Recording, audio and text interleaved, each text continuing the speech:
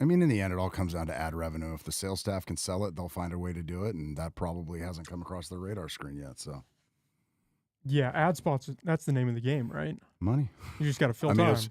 yeah, I remember when I had an internship at KNBR down in San Francisco, and moved up here and I got hired by the radio station. I had all the stuff I wanted to do and talking about ratings and how people be interested. And my guy, he's just like, JB, if you want your boss to approve it, you got to tell him how it's going to make him money. It's that simple. I'm still trying to figure that out. Yeah, that's the key to a lot in life is framing it for the other person.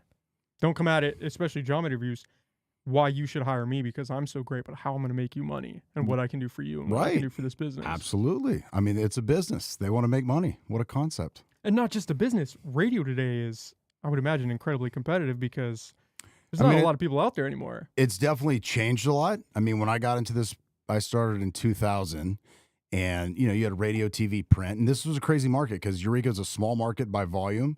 But at one point, you got to figure you had all the different radio stations, plus 2 newspapers. If you go back to the Eureka Reporter and the Times Standard, this is pre-social media. TV, you've got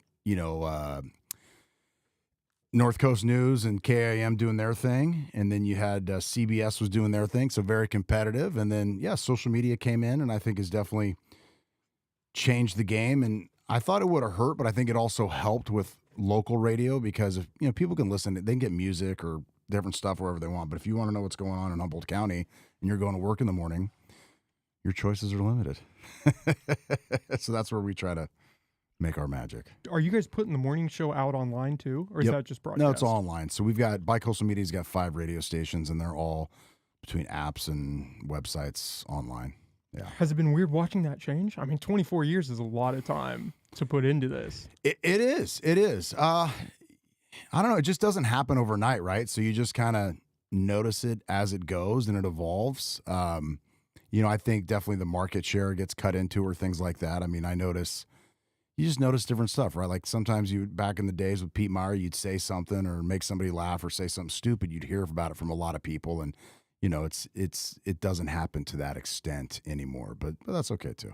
That's got to be one of the downsides of a local community or a small community because everything that gets said, any joke that's cracked on air, everybody's going to hear it. Well, yeah, I think the hardest part isn't so much that. The hardest part is just the sensitivity level of what you can say. Like when I first got into radio, it's like, okay, just make sure you don't cuss on the air and you'll be fine. And then as it goes, you got to be careful who you can offend by saying what or things that you didn't even think were offensive. And so I think the disappointing or what I don't like about the medium as much anymore as it's changed is I find myself thinking a lot more about something I'm going to say before I say it. And I wish I had the gravitas to maybe just let loose more often. But, I'm not, my goal when I get up in the morning isn't like, oh, how can I get reactions or how can I get a rise out of people? I think still to this day, it's what my first boss told me is like, JB, our goal is, and talk about things changing. I want people to listen to your news in the morning. So if they're at the water cooler at work, they're not missing what's going on, right? Like I'm not trying to be Walter Cronkite or anything like that, but you're just trying to keep people informed. And now people don't even go to work anymore. So I doubt water coolers even happen. Yeah, everybody's working from home now. Exactly. So I bet that transition has been pretty apparent from what you can say to what you can't say. And that sensitivity level. Absolutely. Just the reaction. Like when I first started doing it, I noticed there were certain areas of groups that you definitely, if you touched, like there's much more. You can't make fun of everybody the same. Let's put it that way, because you would notice different reactions if you took shots at different, just whatever, whoever you're picking on or making fun of, right? Because if it's a joke, it's at the expense of somebody. Period. So whose expense that was may change the reaction of what you get. Okay, so be it, so much. So like if you're going to make a joke about whomever, there could be a price to pay. But now just little stuff like, heck, I don't even know pronouns or them, they, or if, you just say, oh man, there were chicks or something. Like that's like derogatory now. You got to really be careful on what you say. So for me, I guess that's always like, I love sports more than news. News is more important, I get it. But like if somebody, I remember years ago, I don't know if you remember, there's a story. A family was out at the beach, I think around Oric. Dog went in the water and the kid went in, then like the dad went in, the mom went in. they all died. The dog came out, and like the girlfriend of their sister, I forget it was, sat there and watched. Anyways, and I gave the story the following Tuesday or Monday, basically going off the sheriff's report. And I included that the dog lived. I thought that was a crucial part of the story. Kind of like maybe helping other people, like don't go in the ocean chasing your dog. And a friend of the family like came in. She came to the station that morning and just screamed at me and was so mad. And she's like, that doesn't matter. And it's tragedy. And it was. It's a tragedy and it totally sucked. And news is serious. Sports is fun. Like you can be like, hey, I think the Dodgers suck. The Cowboys. Like I took shots at the Cowboys yesterday after it's like in the end, it's sports fandom. That's part of being a fan. And I guess that's what I always loved about sports was nobody's going to lose any sleep over it when it's all said and done. Whereas news can be, it affects people in a different way. It's a little more touchy. Absolutely. I mean, it's people's lives, you know? But that is an important part of the story. Even if you just take it at, okay, don't go into the ocean after your dog. Right. I mean, it was tragic, right? Like these people died going in after their dog. And I think if anybody's ever had a pet, like they understand, right? Like you get it. And that's hard to sit there and watch, I'm sure, your pet. But I for me personally, when I gave the story, I thought it was a crucial part of the story. And you're hoping maybe people won't make the same mistake twice. So, and I get it. For the lady, it was raw. She was upset. And, you know, so be it. But she was a friend of the family, you said? Yeah, she was a friend of the family. And she literally came down Humboldt Hill, knocked on the door, and just like screamed at me. And so that's the hard. And then there's other stuff, you know, I mean, people, just little random stuff. Like I remember one time talking about the medium in the center divide of a freeway. And of course, it's a median, not a medium. And just like people, you're an idiot, you're a moron. And it's like, all right, whatever. I misspoke. Shoot me. Yeah, that you got to just brush to the side because people are always going to want to nitpick stuff like that. Right? Well, yeah, I think yes, and that goes for anything, right? I remember I had a football coach when I played at Humboldt State, Doug Atkins, and he was like, remember, you're never as good as you think. Things are never as good and never as bad. So when you'll get people too like, oh, I listen to you on the radio, I think you're great. Okay. I'm Take not it great. with a grain of Take it salt. with a grain. So that same token too, the next two people who tell you what a dipshit you are on the radio, you don't let that bother you too much either. So yeah, you almost have to working just for a living. Oh yeah, well, and you get to talk. You're using your voice, right? And so well, you've been doing this for what, almost 4 years now, and that's I think the beauty of radio over television. Let's say, so like back in 2000s when I'm coming into it, it's like, all right, what kind of sports do you want to get into, or news for that matter? But like if you're limited to a half-hour newscast. In theory, I know it's a lost art, but you stick to the facts, you report the news, and you move on. And if you're the sports guy, you've got 3 minutes. And, you know, the morning radio, you've got a 4-hour show, you got stuff to fill, and you can go off subject, and you can talk about, instead of just saying the Chiefs beat the pants off the Bears, you can go dig deep around Taylor Swift being at the game and all these Swifties going nuts. And then it's Travis Kelce, this, that, or the other. But more importantly, that stuff would be more fun if we're having those conversations, whether, it's the milk can game and it's Fortuna versus Ferndale and people get fired up. Because anytime I think you can be local, I think that's the key. Just like I'm sure with your podcast, right? You want to be local. If you're trying to do a podcast competing against, I don't know, whoever the biggest podcasters are, the All In or Joe Rogan or Caller Daddy, whatever it may be, that's going to be a tough one to go up against. They've got the audience and they got the national thing. Whereas if you can carve out a niche for yourself locally, you might be onto something, in my opinion. But even with that amount of time, 4 years or 20 years, you're going to say something. Absolutely. Multiple somethings. Absolutely. And then they're just out there. Absolutely. And you have to find a way to say, okay, that's in the past, we're going to move forward. Yeah, I mean, and that's what's daring, and I'll give you credit for, right? Like you're putting it out there, then it's out there forever. For the most part, when I say something on the radio, it goes in their ear, and then they got to stick it in their memory bank. Like we thank God it's small market radio, and they don't keep dats of like when I worked at KMBR in San Francisco, which was at the time was like the major sports station in America. Everything that went over there got recorded, and they had copies of it. So if there are any issues, and God bless small market radio, for the most part, when it's gone, it's gone. And that's something I was too. Like people could get upset about something you said on the radio or think you're a moron, but they get over it. Whereas like back in the day, like print, or now it's blogs or websites or whatever. If you write it, I think human nature.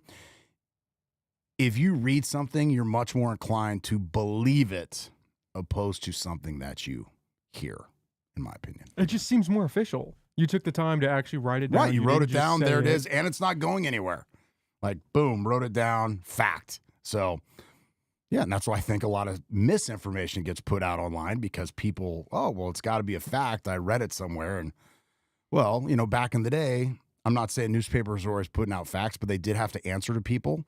And there were paychecks involved. And then, now that anybody can put a blog out, you can essentially say what you want. But at some point, as a consumer, you have to separate the difference in what is what. You have to do that across all mediums now. It's not even just, okay, the internet, take it with a grain of salt. Now you have to take the news with a grain of salt. You have to take newspapers, these trusted organizations. Everything now has to be looked at through this lens of, okay, is this, who wrote this? Right. I mean, in the end, right, like journalism for years was report the facts. Like when I went to journalism school, you were supposed to report the facts and keep your opinion out of it.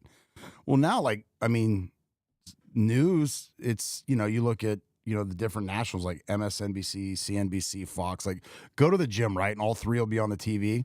They're all covering the same story. It's three completely different stories that you're getting because, they've got a base that they're trying to get to and meet advertisers and do all that sort of stuff. So yeah, it's definitely, I think, become very biased. And true journalism, you're not supposed to put your opinion in a story unless it's clearly stated opinion piece. And I mean, come on now, those days are definitely gone.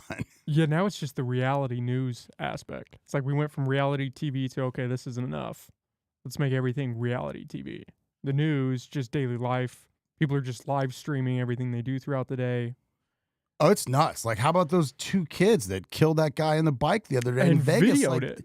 They freaking videotaped and thought it was fun. I'm just like, I'm blown away. Like, yeah, if you go on the internet, you can find anything, and people will videotape anything, and it's bananas when you think about it.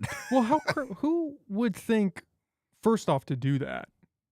Second off, to video yourself doing that live and put it out there. Say, yeah, I did this. Yeah, I don't know. Like, maybe that's fortunately for me, insane. and I feel blessed that I did not grow up in the world of social media and cell phones and things of that nature, because thank goodness that things I did as a dumb kid were not. Yes, please. Thank you, sir. Forgot And thanks to bring for that having up at me the on. beginning. Yeah, All thanks good. for coming on, man. And just being so, like, I guess you grow up in that area too. And I think what has, I don't know, it's helped me, but something I'm conscious of with anything I put online or social media, like learning before social media, there are consequences for things that you say and do that are be consumed by other people. And I'm always blown away that like what people are willing to share on Instagram and Facebook and like, bro, slow your roll. Like once that's there, it's going to be out there. And you don't think like whether you're going for a job interview or you meet somebody, you're trying to land a date, they're not going to like throw your name and social. I mean, everybody gets to do background checks these days. It's like, yeah. And then those kids, they're laughing like, oh, I'm going to get a slap on the wrist and it'll be done. And it's like, bro, your life is toast. Like, let's say he did get out of jail in 30 years. What's going to become of? Like, all you're going to do, oh my God, that's the guy that hit the guy and killed him. You're toast. Well, and just for what reason? I mean, you're just driving, I get you're hot riding around with your buddy, but to hit this guy who's just riding his, I mean, what? That's back in my day. I'm pretty young still. How old are you? 25. Okay. Everyone was afraid that it was going to be video games. That video games were going to make people more brutal, that violence was going to translate from these video games, from Grand Theft Auto into the real world. I think it's social media. I think it's this desire to get famous or the desire to get clicks, to be sensational, that you're just going to do whatever because it's not tangible anymore, because you can see everything online.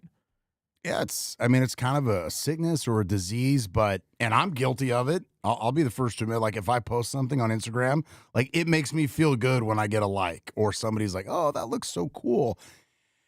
So, God forbid you find yourself in a place where you wake up and it's like, how am I going to get clicks, or how am I going to become, TikTok famous, or, an Insta celebrity so I can basically hawk, vitamins all day and become rich and not have to go to work. And I don't know. I mean, two-door psychologist JB Mathers says that I think, unfortunately for kids, a lot of stuff like, they want, and hey, those guys are right.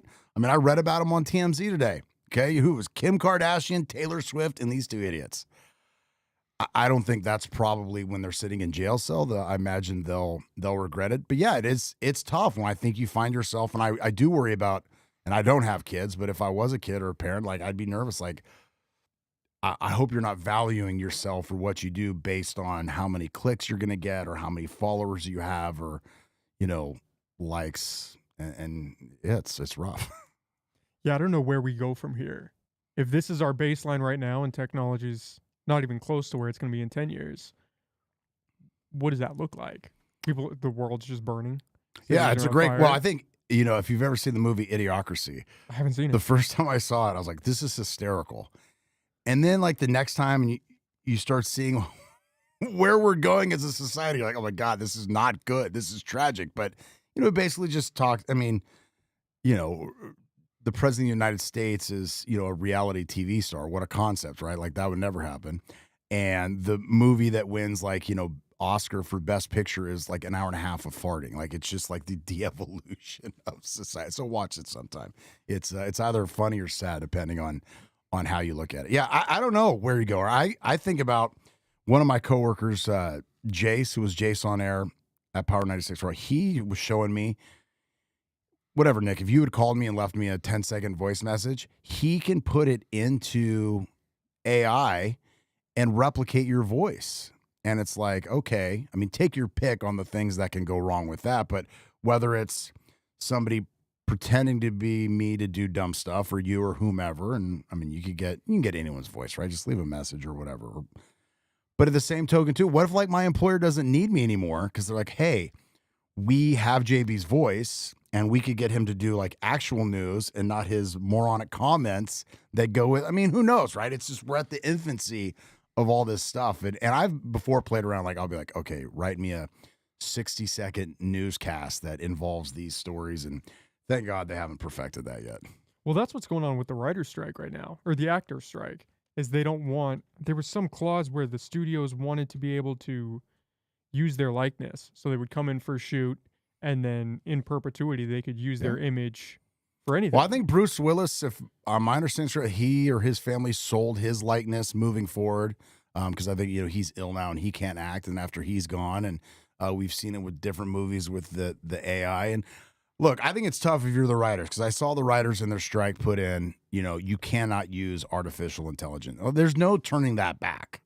Like we have to figure out, I think twofold, how to embrace it and how to protect ourselves. Like, dude, I've seen Terminator 2. I've seen this story before. I know how it goes. I never thought about it for radio, though. Does that worry you a little bit? That they're just going to create these No, AI? I mean, no. Because if they do, there's nothing I can do about it, right? Like, you have to, I think you have to evolve constantly. And, 15 years ago, radio was my life, and that's all I wanted to do. And then, at some point you realize, well, one of two things or you got a couple choices. You can try to go to a big market where you can actually make some money.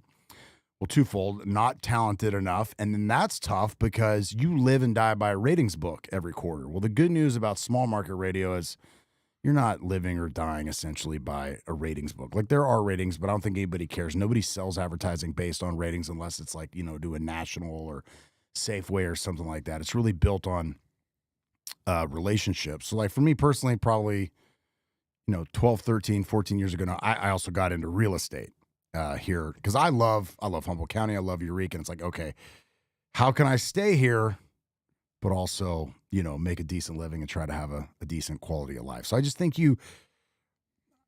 personally think you have to evolve or figure things out. I mean, if they figure out how to do AI radio, trust me, I'm not going to be the one stopping it. So you just have to come to grips and hope you're in a position where you can survive in whatever the battleground looks like.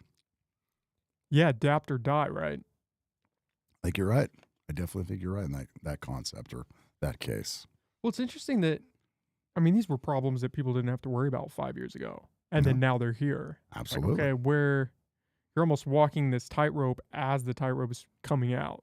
So you don't really know where the next step's going to be, but you know it's coming. You don't know what it looks like. You know it's coming. Yeah. I mean, it's hilarious, right? Like now you can tell when somebody has like responded via an email or something with AI. I'm like, bro, dude, I know you. Like you could never write this good or be this thorough or do something. So it's like, okay, is AI gonna like devolve to be more like us or not? So, but again, it's at the infancy, and I'm sure it's only going to get better, and they're going to perfect it. And to what effect that happens, I don't know. I mean, I guess I just hope we can embrace it and use it in our best interest and make it a benefit and a tool and not a detriment. Have you seen the TikTok trend where people are pretending to be AI, just these NPC characters? I have not. So I do enough things that waste my time on my phone. So I've not gotten on TikTok. Not to say I'm against it or I'm old curmudgeon guy. I'm just like, JB, like I get that weekly report from my phone and it's embarrassing how much time I spend on it. So I'm like, I do not need to waste any more time on my phone. So no, the only thing I've seen is like, I've seen stories of like AI, like Instagram models or people, and like people like fall in love with these things and they don't exist. Well, back to my buddy Jace, who's working the words. He was having so much non-luck, you could say, in the Eureka dating pool. He gave up and was like literally had like an AI girlfriend, and he would text her and do all this stuff, and it came with like videos, I guess, or stuff. And I'm like, this is a joke, right? And he's like, no, I'm serious. And then the best part was she eventually dumped him too. Oh, no shit. God, you got dumped by your AI girlfriend. That is awesome. Damn, how does that work? It's a great question. I also have not, I have not delved in the AI girl. I think it's true. I guess she's realistic. She got tired of his shit too. Yeah, something's got to go sideways for you, especially if you're paying for the service and she dumps you. That's not good. That's a wake up Not good call. at all. Yeah, that's maybe it's time for therapy or an AI therapist instead of an AI girlfriend. Yeah, you got to ask yourself some tough questions at that point. A lot to ask. No doubt about it. Well, this NPC trend, these people are live streaming themselves on TikTok. Okay. And they're pretending to be non-player characters, which is NPCs. Okay. And so they're just saying phrases depending on if someone donates X amount of money or not. And so say you donate $5, it's a hot dog, they'll say something about a hot dog. And the whole point is to pretend you're not a real person, I guess, and you're just saying these phrases as people are donating, but they're making an insane amount of money doing this. We're talking tens of thousands of dollars for maybe an 8-hour stream. Dude, we're in the wrong business. Holy jeez. Yeah, well, yeah, that's news to me. Again, like if I had it figured out and I knew it got the clicks, or I could figure out a way to say hot dog and make $10,000 for 8 hours, sign me up. I'm in. Would you do it? If you've tried it and people were into it. And I'm making $10,000 in 8 hours? Yeah, absolutely. Come on. I'd ride that pony for a while. I mean, is it hurting anybody? I don't know. Because I'm trying to figure out the whole concept of it. But yes, if I could go on some sort of stream and say, trust me, I'm trying to figure out how I can get paid tens of thousands of dollars for 8 hours of work. And speaking, hey, more power to you. That'd be fantastic. Pay a lot better in radio, that's for sure. That's the crazy part, is you're making a ridiculous amount of money, but you're not really doing anything. And maybe that gets back to the conversation we were having, a few minutes ago about kids trying to get clicks and, who wants to wait tables, or who wants to pound nails, or who wants to be a podcaster when you can go and say, hot dog for 8 hours and get paid, 10,000, or you get, a certain amount of likes, or you see, Kim Kardashian gets paid, X amount of dollars, but like there are not a lot of Kim Kardashians out there. I've got a buddy, his wife sells some type of jewelry that's like accessories for Apple Watches. And their whole marketing scheme is, and they have this like PR company, and there's just like a set list. Like, okay, if this person has X amount of followers, they will wear the watch or the jewelry and, hashtag it for, I don't know, $5,000. If you want them to talk about it, it's like $20,000, and it depends. And I'm just like, total bananas to me that's the way it's happening, but apparently that's the way it's happening. Are a lot of people in radio trying to branch into that? Not necessarily the TikTok NPC thing, yeah, but just the media side of it? That I don't know. I mean, I think, for a lot of people, they're trying to combine the two, or, look, where I work, I would say no. It's small, bicoastal. The guys I work with Ron Treherne. He likes to do his social media stuff. Lugnut, who's the new morning show guy, I think he just plays around through the social media, branded under the station. And then the rock and roll Burley man, like he literally just got an iPhone, and like I have to show him how to text. So I wouldn't say it's big there. I recently went down. Oakland A's had a media day, and they're an interesting group, right? For a while, they were completely off the radio and went only digital. And I ran into a guy who I used to, Chris Townsend, shout out. I used to work with at KNBR back in the day, and he was just talking about really how, the big market, even there, radio had really, really changed. So I think for radio personalities, TV personalities, I think they're just trying to figure out. I don't think the game has necessarily changed, or excuse me, the medium has changed, right? They're still trying to be talking heads and want to have hot takes or say interesting stuff and have people react and find an avenue where they can get paid. But 20 years ago, you could do that just on the radio, just on the newspaper, just on the TV side. But now it's a convoluted market, and the way you used to have to break through is you had to impress a boss or find somebody that was going to willing to give you the column space, the airspace to go on. Well, now you don't. That's been cut out, right? Like, you can start. You can have your own Instagram page, your own TikTok, your own podcast, whatever it may be. So the market's completely flooded. So the question is, how are you going to separate yourself? How are you going to get noticed? How are you going to, be different than the rest so you can have a following? And my buddy's wife will hit you up so you wear the watch on your podcast and be like, "This is Nick. I'm rocking the gold member watch," and you get it $5,000 for it. And quite frankly, I don't think she cares if your content is trash or it's the greatest thing ever. Are people watching it? Are you interesting? And so that probably gets us again. Why are people doing ridiculous, stupid stuff, hitting people on their bikes so they can get likes? And they're 16 or 17, so they're probably not thinking about the consequences that go with it. Yeah, I don't think anybody that young really is. You're just thinking about doing the thing. No, like when I was 16, I wanted to know all I could about girls. I wanted to hang out with my friends, and that was either, playing a Nintendo or shooting hoops or wiffle ball, whatever we were doing. And what's mom cooking for dinner? Like, I couldn't imagine the extra being thrown on of having the ability to get outside of my bubble, right? Like, my bubble at that time, it existed of the people you went to school with in your nucleus or the people around your neighborhood. I did not have the ability to be to broadcasting, to Montgomery High School, much less the rest of the United States or the rest of the world. So I think that's a lot more to grasp. And in the same token too, I don't think young people are embarrassed about the same stuff that I would have been embarrassed about. I don't know if they're embarrassed at all. I know. For me, my worst nightmare of high school was is my zipper down? Am I going to get pantsed at recess? Or, that's the stuff. It's a major ordeal.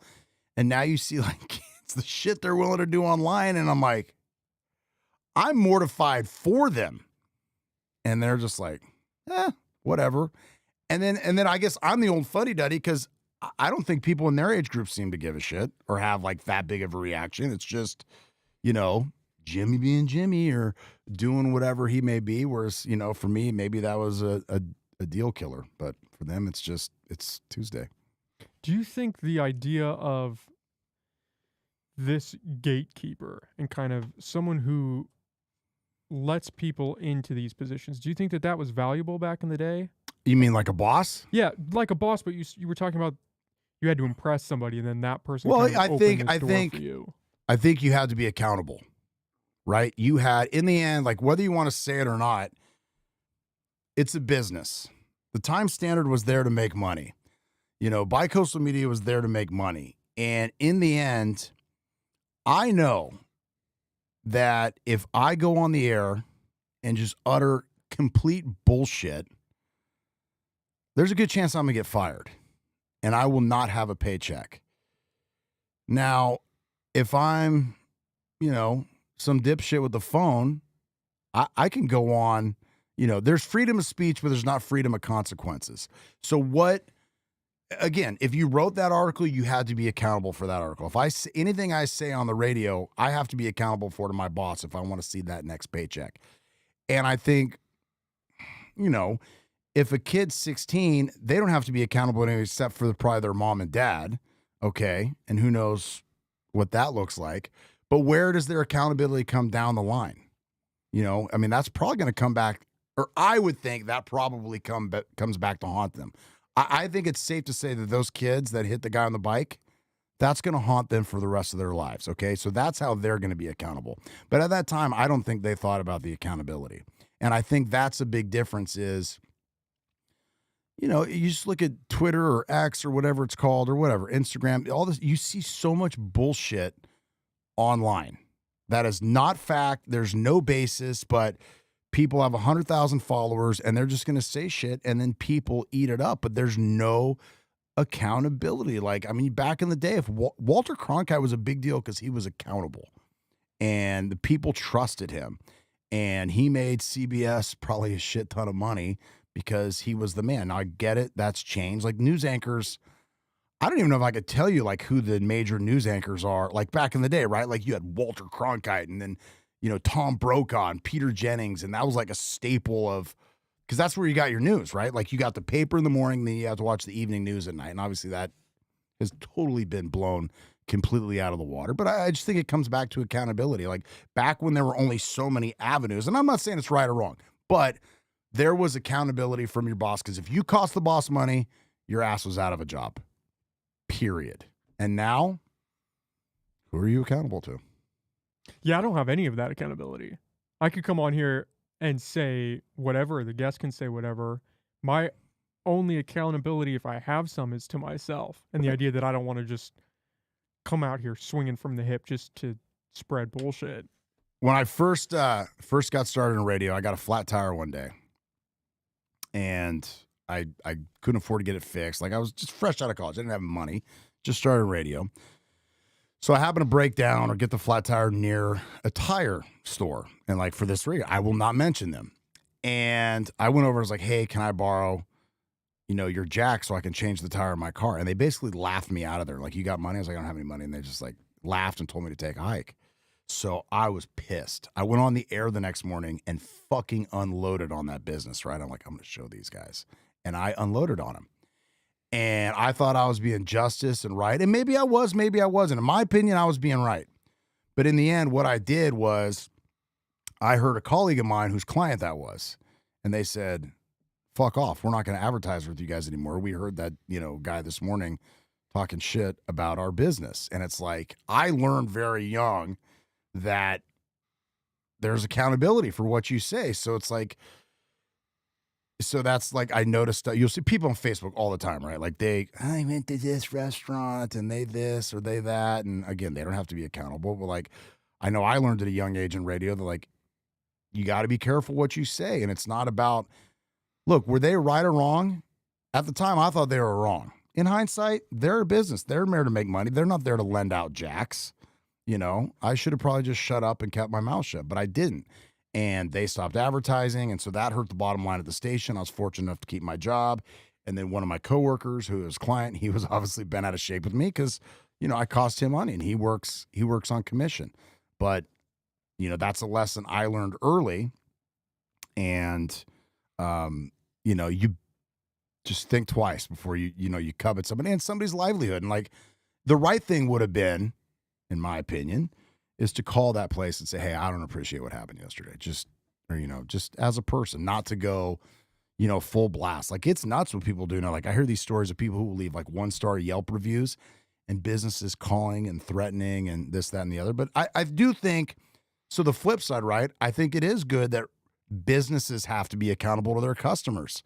Like now, back in the day, you just had to worry about that food critic coming in and giving you a bad review. Now, every single person who walks into your business, they possibly could go on social media, Yelp, Google, whatever, and say things that they didn't appreciate about their experience at your business. Well, not even if they are patrons of your business. How about that case where the MyPillow guy went to that Mexican restaurant and people flamed the Mexican restaurant just for taking a picture with the guy? Regardless of your politics, they didn't do anything. It's not, the service wasn't terrible. They didn't have cockroaches coming out of their food. They just took a picture with a semi-famous guy. I felt really bad. I think it was Trace Picos or whatever. And yeah, I felt, here's a guy who comes in. Well, I mean, classic example. 2019, I met Donald Trump on a golf course. I took a picture. I literally was just golfing with friends in Ireland. Okay. And I wanted to take a photo to document. It was a bananas day. Like Secret Service, like without a doubt, probably the craziest day of my life. So I just wanted to document it. I got a picture with him. I posted it. People lost their shit. I didn't make an opinion about Donald Trump. I didn't say anything. I just said, hey, I met the president of the United States. This was nuts. I didn't say I love Donald Trump. I didn't say I hate Donald Trump. I didn't say a goddamn thing about Donald Trump. Okay, so I posted it on my Facebook and my Instagram. And so there's, in general, right? Like if you follow me, you're a friend of mine. People were some friends were like, hey, I think that's the greatest thing ever. And then others were like, you're the devil. Well, News Channel 3, Manny Machado was working there at the time. He was the news director, and he took the photo and made a news story on it. Well, when it goes on KIM Channel 3s, those people aren't my friends. And I remember sitting in the airport, and my buddies are reading the comments on Facebook. I said, just stop. I can't handle it anymore, because people were just crushing me. Like, they hated Donald Trump, and so they were going to tunnel that hatred at me. So back to the Trace Picos, like Mike, the pillow guy, is famous, right? Like whether you like his politics or don't like his politics, as a Humboldt County resident, I appreciate that they took a photo with somebody famous. I'd be like, wow, interesting. That guy was in town. I'm not going to lose any sleep over it. But yeah, people like boycott that business. Why would you boycott a business?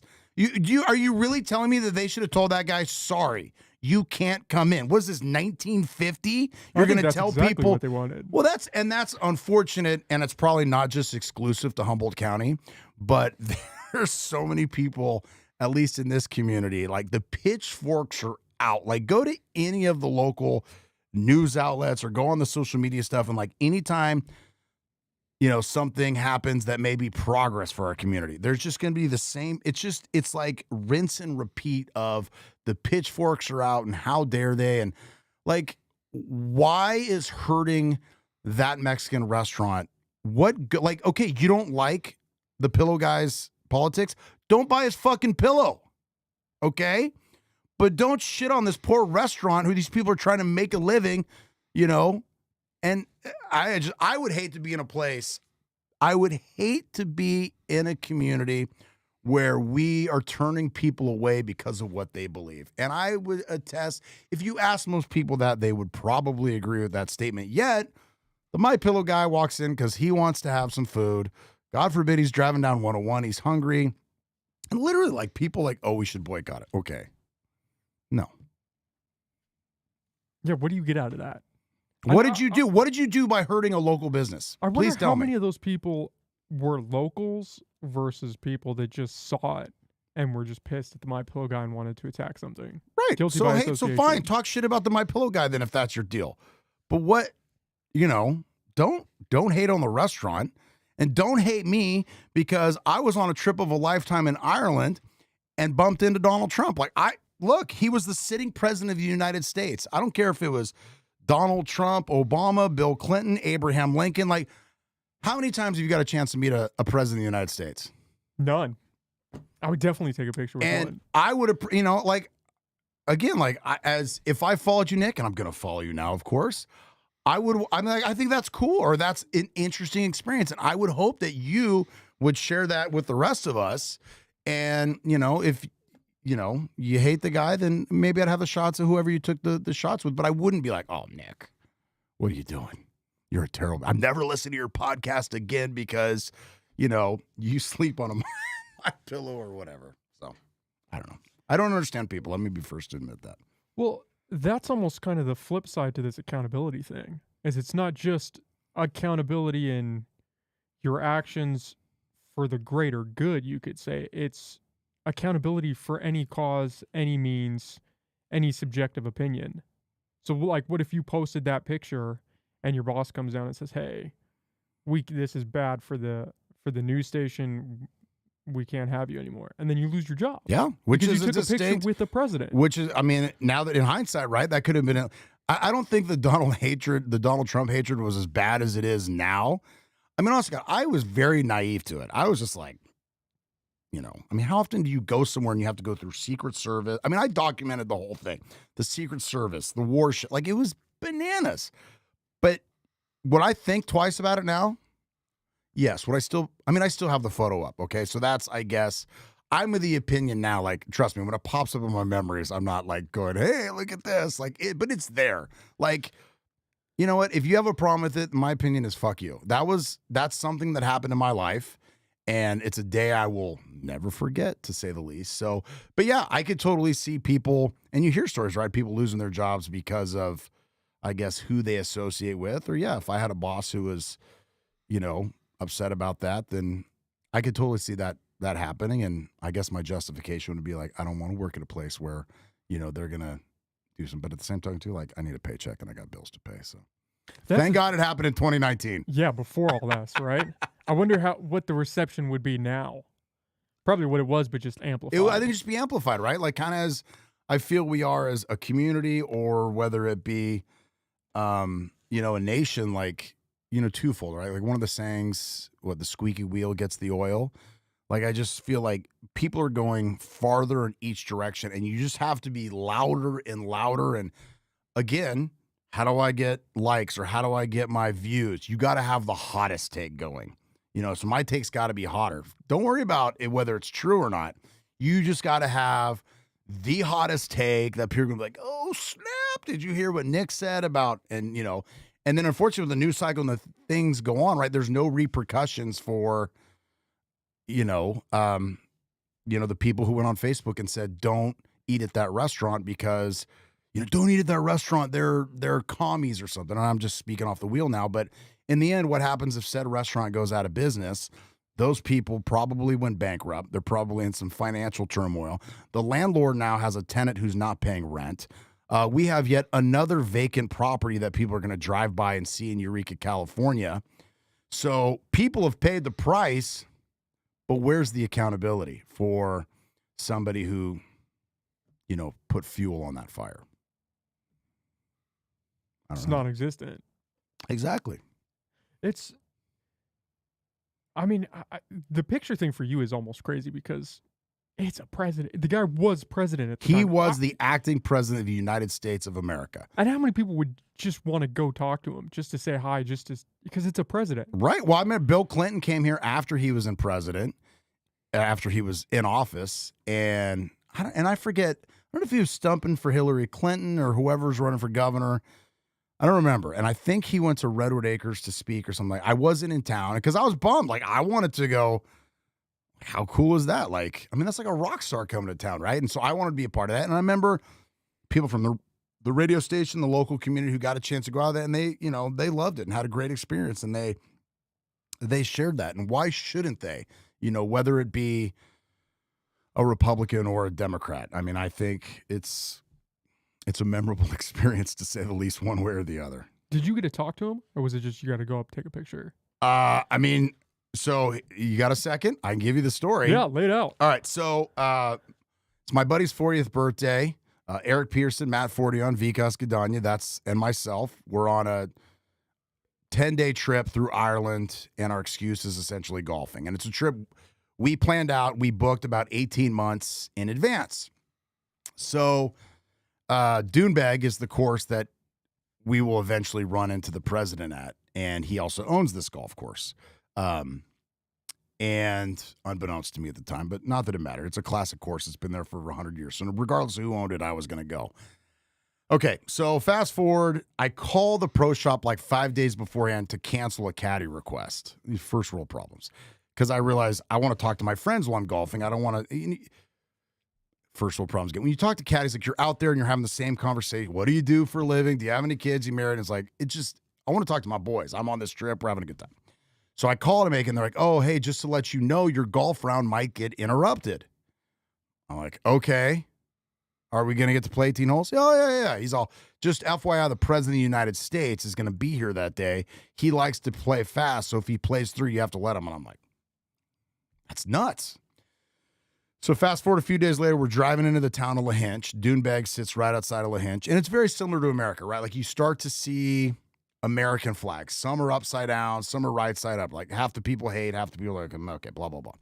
So then the next day we go out there, but it's Irish Army, it's military. Like, we have to go through multiple checkpoints. People are like, you can't go. And they're like, what are you doing? I'm like, oh, we're golfing. They're like, you can't golf today. And they call the pro shop. I'm like, sure enough.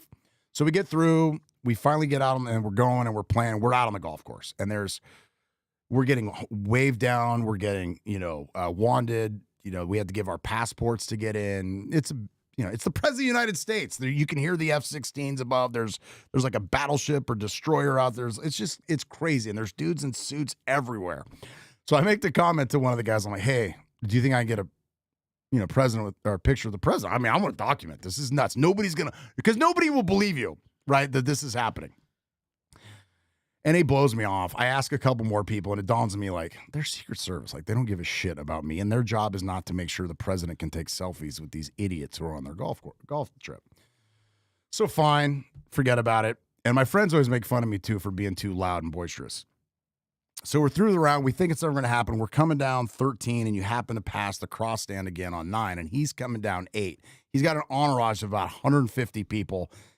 He's probably 100 yards from us, and I'm like, this is nuts. Like, here's the most famous / infamous person in the world right now. And you see him right there. Like, this is bananas. So I'm there and I'm getting a beer at the turn stand, and his official photographer is up and she's getting a water. So I'm like, hey, can you ask the president if we can get a photo? She's like, oh yeah, sure, no problem. So I watch her walk back over. The president's about to tee off. She's not even talking to him. And I'm like, all right, nobody's like, I'm on my own here. So sure enough, the 3 guys he's playing with walk out of the bathroom. 3 tall white guys who look like golfers. What do you know? I fit the bill. So I just start walking with these guys. Boom. I'm getting through Secret Service. Nobody's paying attention. I'm like, boom. So I get within like 30 yards, and this guy grabs me. He's, are you with them? And I was like, no. He's like, well, you can't come any closer. So I just buck up, put my hands together. I'm like, Mr. President, screams like, can we get a photo? And I make the camera, picture, and he just looks. And you can see the Secret Service people like mortified, right? And he just waves us over. I'm like, this is nuts. So adrenaline is running like nothing I've ever felt. Like, this is going to happen. So I kind of start in a sprint. The same guy grabs me and he's like, walk, don't run. Fair enough. And anyway, so we got up to him and we're like, oh, Mr. President, can we take a photo? Thank you so much. And he's like, what do you think of the golf course? Just small talking. And then he goes, where are you guys from? And the 2 guys like, we're from Texas. And he was all excited about that. And my buddy and I were like, we're California. And he just laughed. And so we take said photo. And as we're walking away, you could tell that he's a celebrity, or because we're walking away, he goes, guys. And we turn around and we're like, yes, sir, Mr. President. He's like, make sure it's a good photo before you take off. And posted the photo about an hour later, and the rest is history. It's a professional right there. He definitely was not his first rodeo, that's for sure. Way to stick with it. I mean, talk about persistence. Hey, man. I was on a mission. I wanted proof that happened because I knew it was a day I'd never forget. So, and I needed people to, I needed proof to see it, to know it happened. And so I have that proof now, whatever it's cost me. Who knows what sort of relationships it's cost me. That's the only time I think my mother's been truly disappointed in me. But worth it. Absolutely. I mean, you got to. I'd do it again in a crazy heartbeat. experience. Absolutely. In a heartbeat. Was he nice? Was he pretty cool? Super, when he was yeah. chatting with you guys? Yeah. I mean, it all took place in probably like 30 seconds.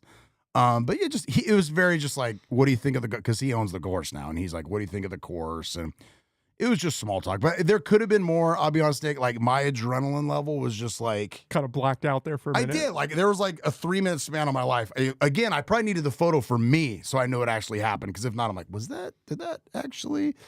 Yeah, it was, the adrenaline was pumping. It was just like, I can't believe that really happened. Yeah, and completely unplanned. What a crazy experience. Oh, yeah, absolutely. And then I'm leaving. So 2 days later, we're leaving and I'm in customs. And when you go through customs in Ireland to get back into America, you actually go through, they have a U.S. customs in the airport. And I'm convinced that I've been golfing and maybe having a few Guinness and Jameson. So I'm, looking a little beat up. And for whatever reason, the thing won't pick up my face when they're trying to facial ID you going back through.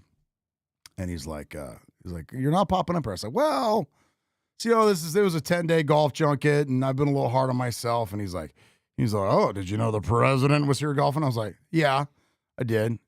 He's like, let me guess, you played with him, right? And I was like, well, no, but I got a photo. And the guy's like, he's like, no, you didn't. And then I showed him the photo and he laughed and he let me through security. So case in point right there. People don't believe it without proof. Thank you, Nick. Thank you. It was just proof. Love it or hate it.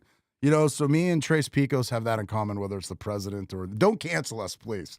Well, the ironic thing is how many people would have done the exact same thing. They were shitting on you in that moment. If they had the opportunity. I mean, literally people were like, I can't believe you didn't do anything. What was I going to do? Yeah, what are you going to do? Attack the president? Be like, oh, hey, first, I would never do that, period. But it's like, oh, yeah, rest in peace, JB, who got, murdered by the 100 Navy SEALs and Army. Like, these were bad, like, dudes that could do bad things to you. Like, you want to talk about security detail?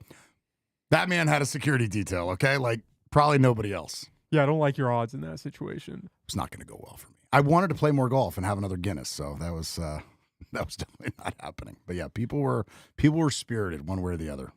Do you ever think about the cancellation thing? Are you pretty protected because you're in a smaller market?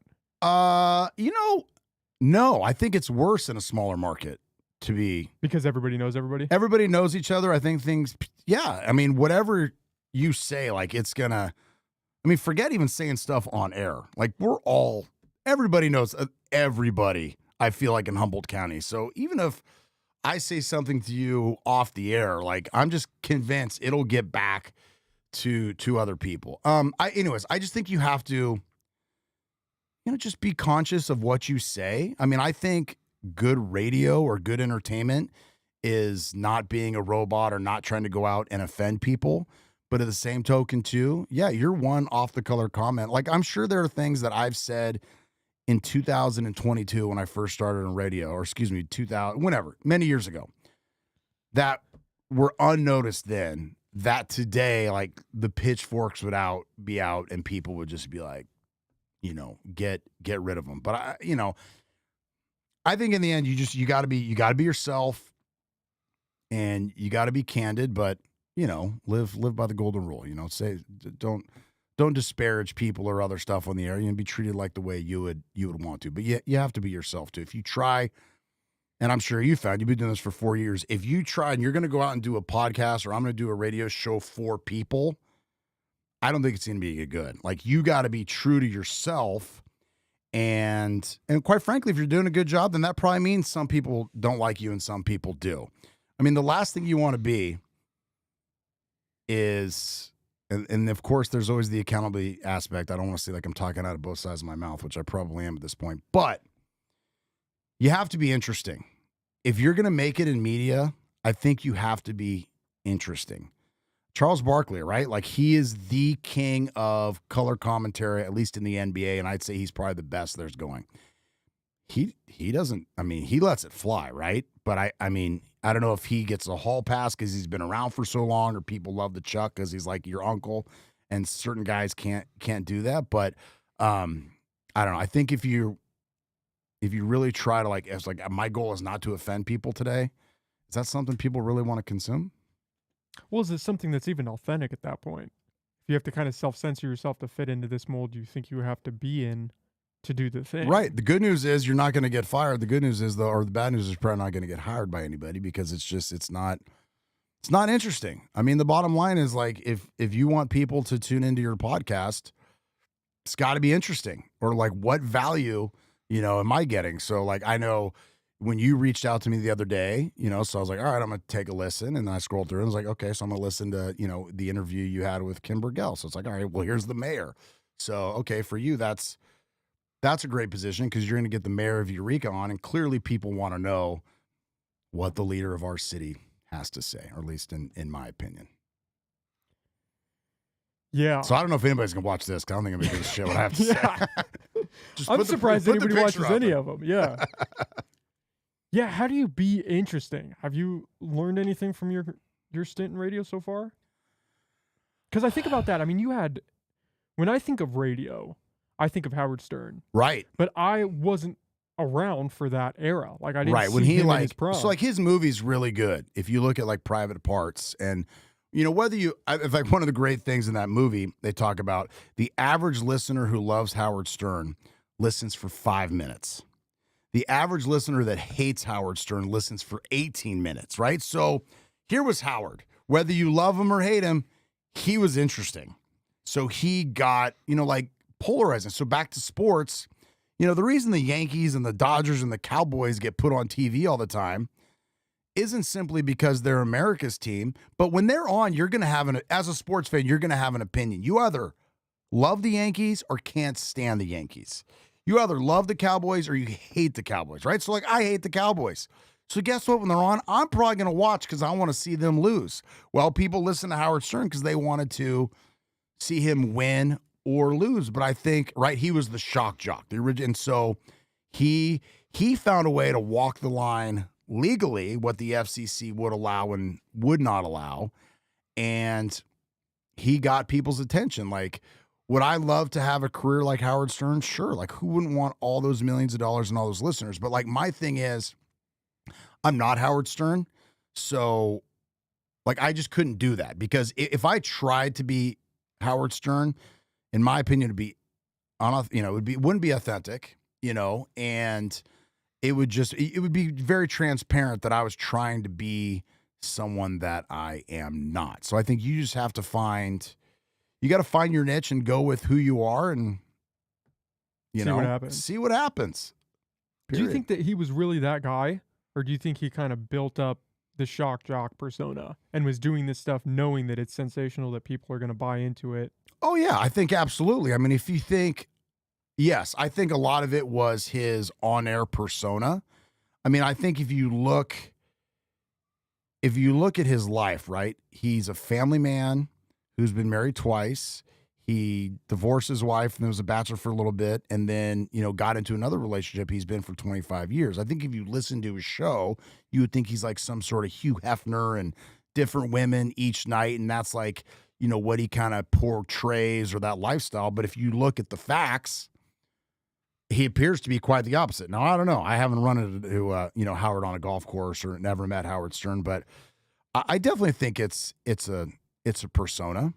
To say the least, that the shock jock that he puts on, and but I think it's definitely within his belief value and things of that nature. I mean, I don't think that just popped up out of nowhere. But to his credit, he's had a hell of a career, and now he's kind of getting blowback because a lot of people feel that he's kind of, as he's aged, he's the opposite guy of who he used to be. And I could tell you, I have Sirius XM, and I'll listen to Howard from time to time. I think he's a great interviewer. And I really like when he has somebody on that I'm interested in, I'm going to tune in because I know he's going to do a thorough job and he's going to do a great interview. And he's probably going to get answers that I want to know that normal people can't pull out of said celebrity or interesting person. To me, that's interesting. And you listen to him interview. I think anybody who does interviews, you probably like take notes from this guy. But like the shtick or like the phony phone calls or guys talking about their bowel movements, for me, it doesn't really move the needle. Do you think that you listen more now for the guest than for Howard? Oh, absolutely. Yeah, like I'll tune in if he has a guest on, then I'll listen. Or I do like when him and Robin talk about the news, and kind of give their spins on different stuff. But yeah, when he's got his like cast of characters and they're going off on some of these tangents, like, I mean, it's not that I have a problem with it, but there's just other stuff that's more interesting I would, listen to. He's interesting in that he built that persona and was able to maintain it. And you're right, he's kind of shifted now. He's almost flipped. Right. Well, I mean, but I assume as we all get older, we, things change a little bit. Yeah, I mean, can you be a 65-year-old guy having, 22-year-old girls on and you're throwing baloney at their backside? Like, I don't know how that hits anymore. Maybe when he was 25, it was okay. And as we talked about, right, like what's acceptable is also changed as well. I mean, how did Howard not get canceled? Plenty of people would have loved to cancel him back in the day. Yeah, it would be interesting to see what he would do if he was starting out today. Absolutely. If he would still try to build up that shock jock persona and go to the extreme, or if society would kind of corral him a little bit. Right, or never, or maybe what if he starts today? Now you could say, right, he was the pioneer, so who knows where we'd be today. But let's just say social media and everybody with their shock value is already out there. Are you even going to notice Howard Stern? Is he just another, another shock jock or just another people trying to gets drowned out because here's this, this guy who's, just trying to get clicks or get listeners by doing XYZ. Well, and can you even maintain a career, let alone build one in today's right? world? And so I think that's another kudos to him. Like he I mean, he said, what, 40, 50-year radio Long career? time. Long time. And, I mean, SiriusXM keeps giving him, $100 million contracts. So clearly somebody's still tuning in. And so, I mean, I pay for my subscription. And I think part of that is also when you live in Humboldt County, if you like road trips, You gotta. between radio reception and cell phones, you kind of, if you're going to drive to Reading, you better have satellite radio or downloaded different podcasts. Because I'm not a big music guy on long road trips. Like, I got to be thinking about other stuff. So I need something to occupy. I'll be listening to your podcast. I'll download that or something on the next road trip. But yeah, I think if you drive outside of the greater Eureka, Humboldt Bay area, satellite radio is a necessity. Because the cell phones don't work for half of $2.99.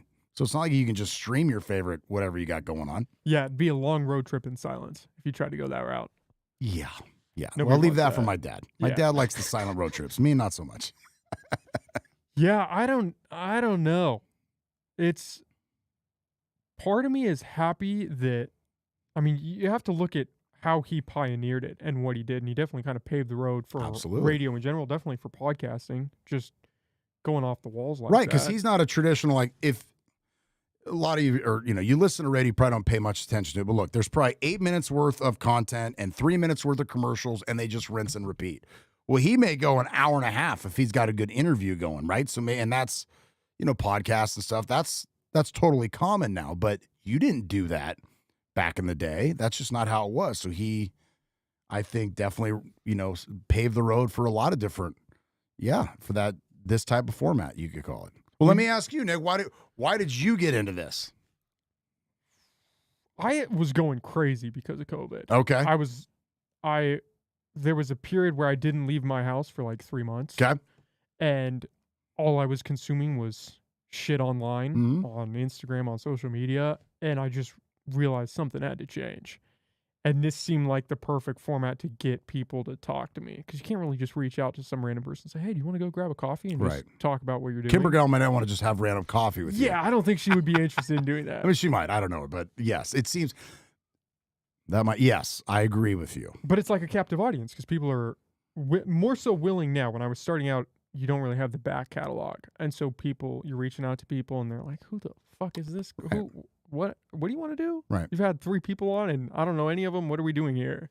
And now it's kind of like you said with Kimber Gill, you kind of build up these people, and then more people. Right. are Like, willing to I don't, come and I on. apologize. Don't take it the wrong way. Like, I didn't know who you were before this. No. And so I just simply said, okay, well, where can I check out, what you're doing? So you told me, and then I was like, I looked through the list, and I knew a lot of the people on there, but I'm like, all right, I want to hear what Kim has to say. And then I was thinking about it this morning. I'm like, fuck, I should have asked Nick what he wants to talk about. Because anyways, but I like the organic conversations. I don't think I like to interview people too. And so when I do, doing the Humboldt State game for years, right? Like I'm going to have a 5-minute interview with the subject.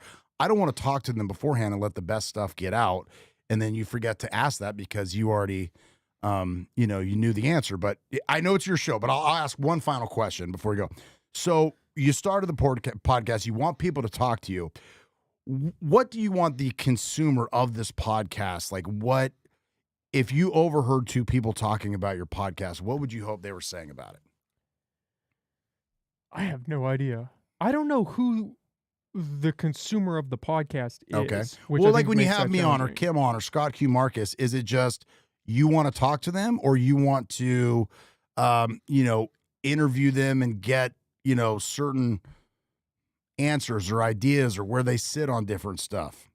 It's just I want to talk to them. Okay. That's kind of been my metric for all of them. It's just, do I think the guest is interesting? And it's hard sometimes, and sometimes it's bit me in the ass because some people don't have a social media presence or don't have anything online. So I'm reaching out to them really not knowing anything about them. And then it kind of backfires. You're like, oh, this was not. Well, hey, you killed your curiosity. Yeah. Mission But accomplished. I think that's the only way that this could be anything long term. If I'm reaching out to people for some alternate reason or because I think, oh, if I bring this person on, people are going to want to listen, that just seems like a slippery slope. And then I'm doing this for people I don't even know. Right. Yeah. I think it's a fine line, right? Like you gotta stay true to yourself.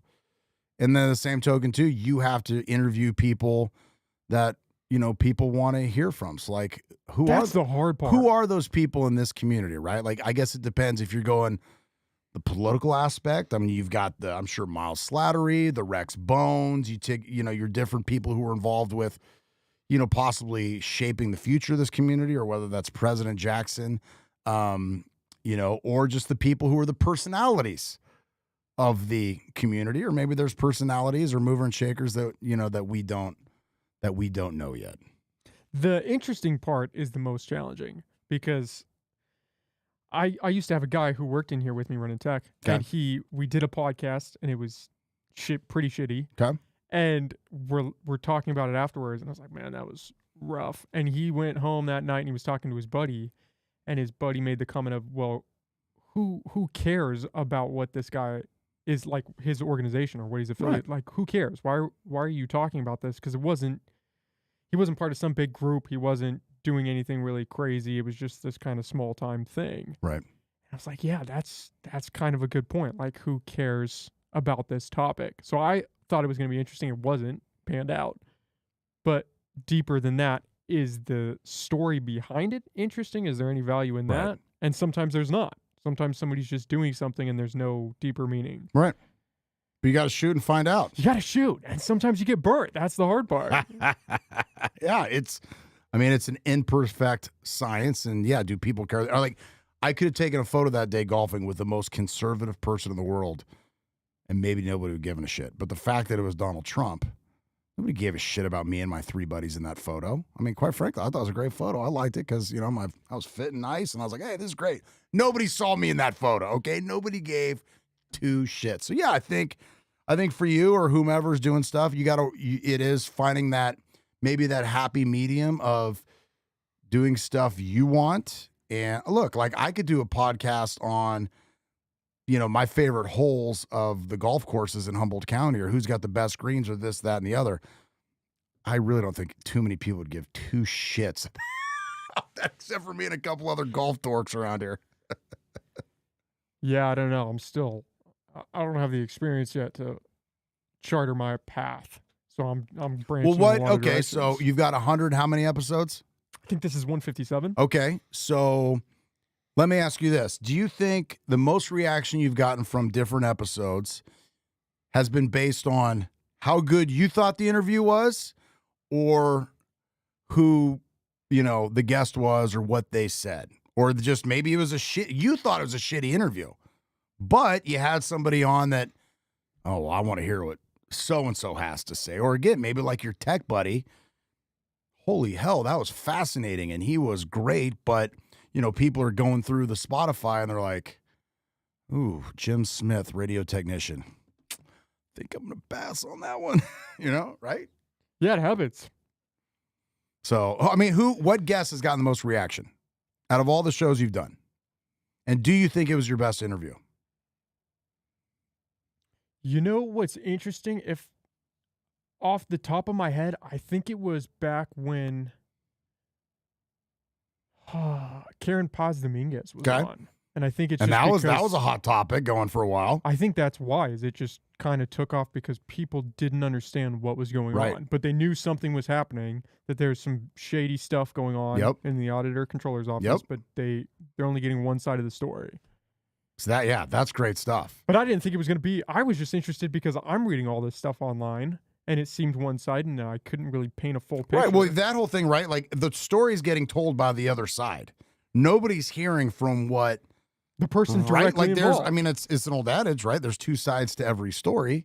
So, the people on the other side of that kerfuffle, we'll call it, because I don't completely understand everything that happened. I'll be the first to admit, but they were the only ones really seem to be providing information. So yeah, I'm sure that was great, and that's what people love. Like, okay, what does she have to say about what's going on? Because I think as a consumer, that's what we felt devoid of. Like, okay, what does she have to say? What's the other side of the story? Or how is she going to defend herself? Because everything I'm hearing isn't very good. Is that how you frame your interviews? Are most of them sports related when you're doing your interviews? Yeah. Yes. I just try to, I look at it, I try to put myself in the consumer, but I think me and my consumer are similar. Like, if you're listening to sports radio, there's probably a good chance we have some things in common. So what do I want to know? What do I want to know about said person. Now, granted, I've done plenty of interviews with non-sports people, and I just look, they're 3 to 5 minutes. So I'm really sticking to the who, what, where, why, when. And then that's where I'm going to start. But if something you say, I mean, I think the best thing somebody can do during an interview, and this is a foreign concept for a lot of people, listen to what they're saying. And if they say something that triggers a question, okay, the door is open. I want to know more about that. So instead of why, I'm going to do a follow-up on X. Right? I mean, I think that's the key. I'm blown away, and people do this at all levels. They've got their list of 5 questions. All right, Nick, what's your favorite color? And you go, JB, I'm colorblind, and I hate colors, and when I see colors, they make me angry. Okay, what's your favorite dog? Like, no, like, what do you mean you don't like color? I know that's a stupid example, but they asked you a question, and now they're thinking about what I'm going to ask you next.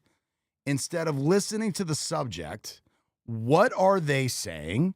And is it bringing up another question? Because they're probably, I mean, your interviewee is probably going to lead you down a much better road than you thought. Like, you can Google, okay, JB Mathers has been on the radio, sells some real estate, has photo taken with Donald. Like, okay, whatever. And then, but then you listen. What actually is there substance to this person? What do they have going on? And I think, right, as a consumer, you've heard interviews before, like last night. The gal is interviewing, classic example, Joe Burrow is their player of the game, Monday Night Football, they won. He's dealing with a calf injury. She says, Joe, how does the calf feel? This is after the game. And he goes, well, we did great. We feel awesome. And we're excited for next week. So no more damage to the calf? Yeah, it was a great game. We won. We're having fun. He's clearly fucking avoiding the question. And personally, at that point, I think she should have pinned him down and said, Joe, how does your calf feel? Or just try to acknowledge the fact that he clearly is avoiding the answer. Okay, so clearly the calf's hurt. He doesn't want to answer. But then she let him slide. And she said, oh, how about that run from Joe Mixon? What's up with the calf, bro? Tell me about, or at least just direct, straight shot, or, the fact that I thought there was a story there, the fact that she, I think she let him off the hook, and he was, clearly not, and, I think she should have asked one more time, but anyway, she moved on, and whatever. I mean, that's a hard part of also, too, when you're interviewing people, you have relationships, and you talk about accountability.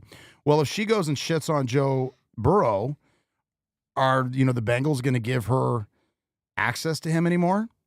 And then ESPN's pissed off because they want to talk to the biggest stars. I mean, some poor guy for the OC Register down in Orange County, he got shut out by USC. He was in a public room before a press conference, and 2 players were next to him talking.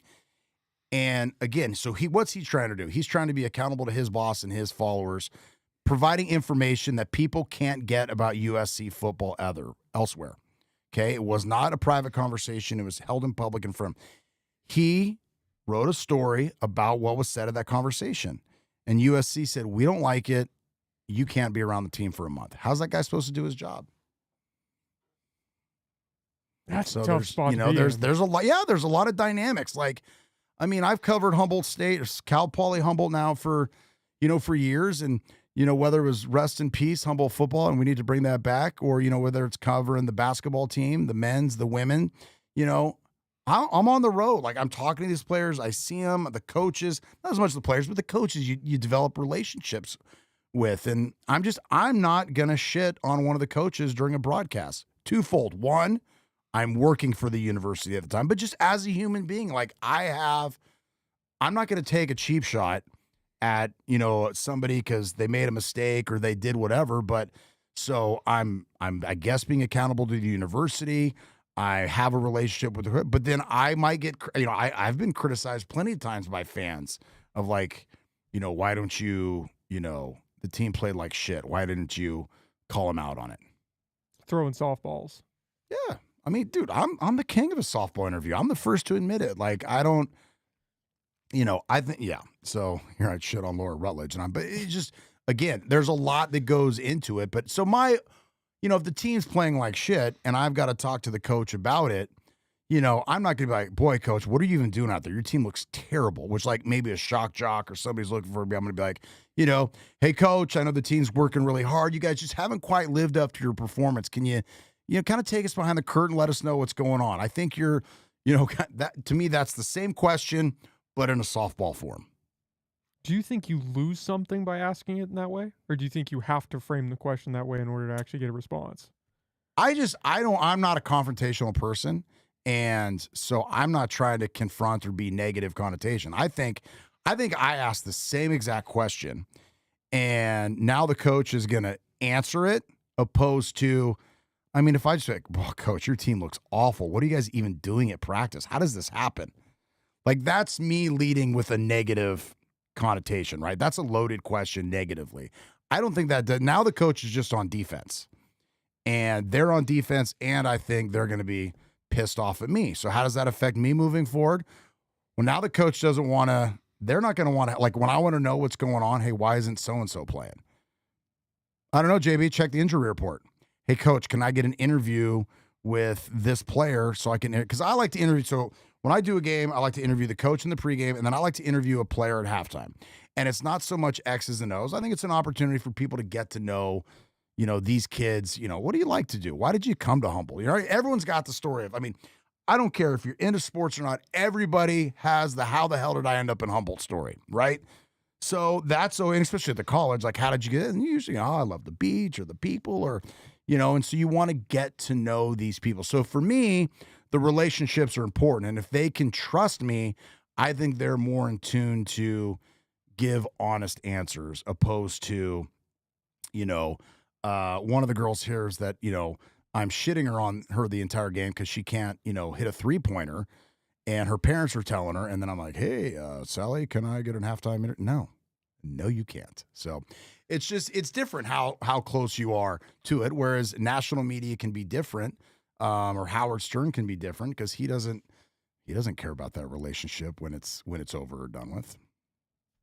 Have you ever had to, it's interesting framed in that way because those are just, you're almost taking the same question, but asking it in a way where you're not offending the person. Yes, I would agree with that. Have you ever not asked a question, even if it was framed correctly, because you were worried about? Yeah.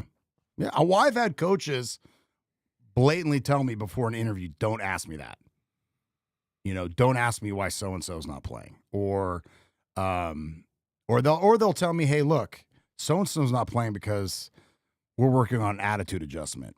As far as we're concerned, they're sick today or something like that. And yeah, I'm not going to throw the coach under the bus for that, or I'm not going to, if they asked me something or told me something in confidence, then yeah, I'm going to keep it that way. Absolutely. Whereas if I was just there's the guy who writes for the Times Standard right now. He's been very upfront about, digging in and going to the school. And I know there's been a lot of friction in that relationship, but that's his style, right? And I think as a consumer, right? Like it's probably, the consumer probably enjoys the fact that, instead of JB's, buddy interview with Coach Norwood, Jake is, asking how this team, lost this game and such. But it's also styles. I'm not a confrontational person, or I'm not trying to catch. I want to see people at their best, not their worst. Me personally. Has that been kind of an ethos that you've developed? Did you start in radio thinking that? No, I think it's just personality. I think my parents taught me about the golden rule. And so it's like, how would if I was getting interviewed, I wouldn't want, I'm not at the stand at a jury trial. And also, too, we're talking about college sports. Yeah, Humboldt different State. than if you're not interviewing a politician if it's a pro, somebody who's getting paid millions of dollars, or when you get a chance to sit down with, Rex or Miles or Kim or whatever, they are politicians, and I guess Miles isn't a politician, but regardless, these people are making very important decisions that affect our city, our county, our community. So I do think there's also a different level of seriousness and what goes into it. So yeah, if I'm sitting across from Rex and somebody's asking me, about the grandstands or something or whatever is an issue that people may have a hot button in his district, I would be more direct with him than, than not. Like, I mean, I know when we had Rex on, Rollins got a relationship with him. So, like, when the rolling power outs were going on, Bladen, Rex, what the hell's going on? That's the question. Because I think that's the question, too, people wanted to know. When the pandemic first started and we first caught wind of mask, and we're like, are we going to have mask mandates in Humboldt County? And he's like, yeah, it's probably going to happen. I was like, well, what? Because it's so like foreign concept. And now you think back, it's like, yeah, everyone is going to do it. So I just think there's a time and a place for everything. That's something I feel like I struggle with still, is asking the tough questions and applying pressure when it's necessary. Right. Well, okay, accountability. Are you willing to get, are you willing to handle the response they may give you? Because they might be critical of you in return too. Hey, coach, team sucked today. What happened? Well, I don't know, JB, but I listened to people who heard your broadcast and said it was absolutely atrocious, and they wonder if English is your first language. I'm not strong enough. That's a pretty good comeback, too. So, right? So Damn. It's just like, you also have to be accountable for your actions. And right? So like, the writer for the Times Standard, he's made it clear that he's coming after the university for his stuff. So, and I assume he's comfortable with it because, that's his MO, that he's the one who's got to go back on campus and get the dirty looks or, feel that iciness or that friction for the coach. Now, I say kudos to the university for not being like USC and saying, hey, you can't come up here. Open door, he can cover it. But, I'm sure he's well aware that there are, there are consequences and there's, different stuff. And maybe he wants that hard-hitting interview with one of the players or the coaches, and they're just going to say no. But again, that's just part of being a human, right? You get it, and everyone's got a different style. Something interesting that I read about interviewing as a style is that you almost have to treat each interview as if it's your first and your last. Okay. You have to be willing to burn the bridge in order to have any real substance in that interview. Right. And it's twofold, like you said, because if you burn the bridge, you're not going to get access to that person ever again. Right. And that's true. And that probably is, right? I mean, like, who are some of the greatest interviewers ever? Mike Wallace, okay? He's going to go on 60 Minutes. He's got a goddamn blowtorch, and he's going after it. And as a consumer, I love it because I know he is going to put these people in the hot seat and hold them accountable for what they need to do. I'll never forget one of my first interviews I did. Somebody was super nervous, and I just say, "Hey, look, I'm not Mike Wallace. Like, just chill out here. I'm trying. My goal is to make you look good. I want to hear it. So, but it's again, that's on a national. How long would Mike Wallace lasted if he was burning bridges like that in Humboldt County? There's only so many bridges around here. Now, I'm not saying it's right or it's wrong, and that guy is so talented, he would have rose to the crop and ended up in New York City and on 60 Minutes. But what if he doesn't? What if he burns all the bridges, and then what are you left with? So that probably is a great interview style if it's people you're never going to interview again, or you're willing to do that. And it's just not my style. But again, I don't think there's a right or a wrong way. And yeah, as a consumer, I think there's a time and a place. And yeah, I'm sure you do, right? If there's some politician or some coach or some sports figure that has done something that I don't agree with, like, there's nothing worse than somebody like Ahmad Rashad was like the Michael Jordan guy, right? Like, that was Michael's guy, and that's the only one Michael will talk to. Yeah, because all he did was ask Michael softball questions. Well, as a consumer, I want to know, dude, did you play baseball because you were gambling? Flat out. Why did you play baseball for a year? Oh, because I decided to give it a try. Okay, so it had nothing to do with gambling. No, Ahmad's going to be soft like JB Mathers. Michael, so you thought you could hit the fastball, huh? Oh, yeah, so I figured to give it a go. So, different ways. Yeah. Well, and then you have, Larry King, who was notorious for the perception of throwing softballs, but he got the guest, right? Yeah. Yeah. I mean, there are people who won't go on Tucker Carlson, or they won't go on Joe Rogan, or they won't do stuff because they don't want to talk to that person. And I think Larry King had an ability of, he had an hour. So he would, I think he was like your buddy, or you were having a beer. He gave me the impression like they were having a beer or a cocktail together, and he'd ask questions. And I think he'd slowly work his his way in there. But you get like, let's say Sean Hannity or something. Like they want to be combative. They're looking to get sparks fly. Like they want the person to walk out of the interview. And he's made a lot of money doing it. So I understand why he wants to do it. But is he getting big time guests on again? Or is it, Larry King got the guest. And I don't think everything has to be the burn bridge. Like, okay, here are two shows that I love. I love watching 60 Minutes. They're burning bridges. They're going after stuff, but I also love CBS Sunday Morning. It's fucking Jane Pauley, okay? It's butterflies. It's soda pop. It's bubble gum. Great show. She's not burning any bridges, okay? So I guess the moral of the story is I don't think there's a steadfast way to do one thing or the other. Do you think it's just finding where your personality fits in that style? Well, again, back to the Howard story, you got to be who you are, right? Like if you ran into me at the grocery store, I was dealing with the clerk, I don't think you would catch me being combative because they rug up my thing wrong or somebody cut in line, right? So I just don't think it's in my style to be abrasive or combative.